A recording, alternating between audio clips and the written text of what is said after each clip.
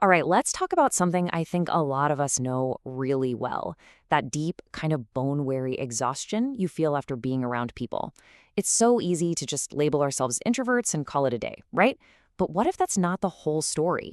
We're going to get into whether you're a true introvert who just needs to manage your energy, or if there's something else going on, maybe a social skill gap that's causing that exhaustion. And, figuring out the difference is the first step to actually fixing it. You know the feeling, right? You get home from a party or a long meeting or, heck, even just a coffee with a friend, and you feel completely wiped. It's that classic social hangover. You're not sleepy tired, you're just empty. All you want to do is find a quiet corner and not talk to another human being for the rest of the day. So, the most popular way to talk about this is the social battery, and it's a great analogy. Just like your phone, you wake up with a certain amount of social juice, and every single interaction, every conversation, every little bit of small talk drains a piece of that power. Once you hit that dreaded red zone, you've got to plug into some solitude to get back to green. And yeah, while everyone's battery can run low, for some of us, it drains way faster. Introverts are the classic example since we get our energy from being alone. But this super fast drain is also really common for neurodiverse folks, for empaths who kind of soak up everyone else's emotions, and for highly sensitive people who just get overwhelmed by all the noise and lights and action. Okay, the social battery idea is a great starting point. It gives us a word for this feeling we all have. But here is the big question we're going to dig into. What if drained battery has become this convenient label that's actually hiding a totally different problem? Maybe a problem that's actually a lot easier to fix.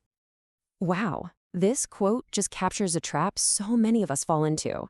We find the word introvert, and it's such a relief. Finally, an explanation for why we feel this way. But sometimes that relief can turn into a crutch. It becomes an excuse to stop asking my social stuff feels so hard, or to stop trying to get better at it. So to really get this, we've got to decode your social style. We're going to look at 4 terms that get mixed up all the time: introversion, shyness, social awkwardness, and social anxiety. Figuring out which one or which combination really applies to you is the absolute key to finding the right way forward. Okay, first things first, let's get the basics straight. Introversion versus extroversion is not, and I repeat, not about being shy versus outgoing. It's 100% about energy. That's it. It's about where you get your charge. Introverts recharge their batteries with solitude. Extroverts recharge theirs by being around other people. That's the whole deal. One isn't better than the other. It's just how your brain is wired. Now, this is where we need to draw a really clear line in the sand. We have to separate introversion from shyness. Think about it this way. An introvert might skip a big party because they know it's going to be overstimulating and just tank their energy.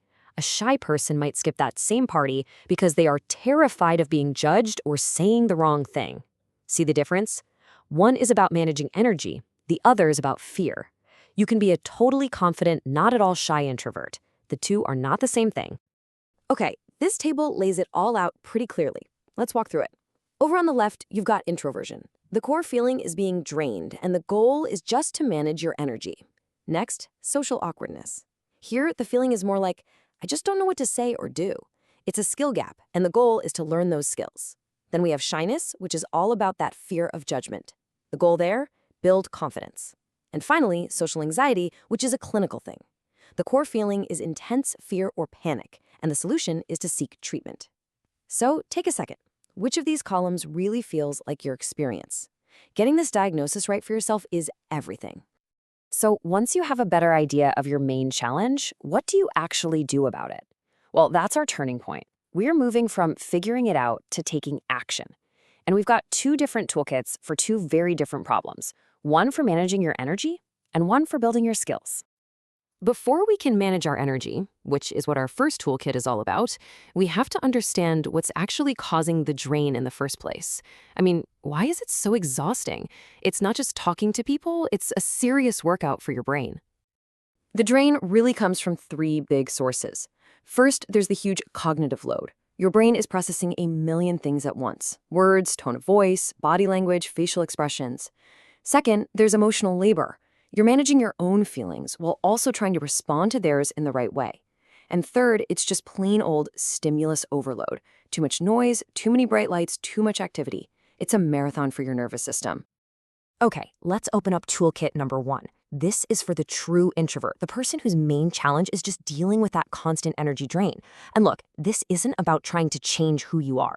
It's all about working with your natural flow of energy, not against it. So here's your 4-step energy plan. Number 1, schedule your solitude. Seriously, put it in your calendar like it's the most important meeting of the day, because it is. 2, set boundaries. Learning how to say a polite no is a genuine superpower for protecting your energy. 3, be mindful about your socializing. Go for quality over quantity. Maybe choose a deep one-on-one chat over a huge, draining party. And finally, number 4, create recharging rituals. Figure out what actually fills your tank, reading, a walk, listening to music, and make it a non-negotiable part of your routine. But what if your problem isn't just about energy? What if you feel drained because social situations feel like a test you forgot to study for? Well, that's where our second toolkit comes in. This one's for anyone who feels more awkward than introverted. These are real practical skills you can start practicing right away. Instead of stressing about what to say, focus on being an awesome listener. Nod, use your facial expressions. Instead of boring small talk like, how was your weekend? Ask a story question like, what was the highlight of your weekend? Way better conversation starter. Try to focus on those one-on-one chats where you feel more comfortable. And here's a simple but powerful one. Remember little details about people and bring them up later. It shows you were listening and it makes people feel amazing. This quote right here, this is the whole point. It gets right to the heart of it. It is so easy to just say, oh, I'm just an introvert, that's why I'm bad at this stuff.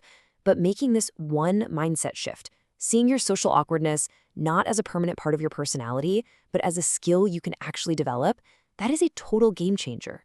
So, where does all this leave us? Well, it brings us to a new, and I think really empowering identity, the socially skilled introvert. It's about combining a deep understanding of your own energy with the skills to navigate the social world without it completely wrecking you. And this is so, so important. The goal is not to become an extrovert. The goal is to build competence. Think about it. When you're good at something, it takes less mental effort, right? Well, the exact same thing is true for socializing. As your skills get better, the cognitive load gets lighter, and the whole experience just becomes way less draining. And if you take away just one single thing from our whole conversation today, please let it be this. Your introversion, your fundamental need to recharge alone, that's probably a permanent part of who you are, and that's okay.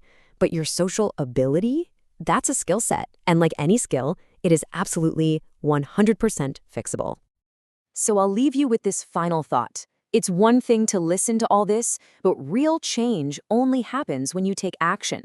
So look back at that skill-building toolkit. What is one small, totally manageable thing you can commit to practicing this week? Because building a more comfortable social life doesn't start with a personality transplant. It starts with one small step.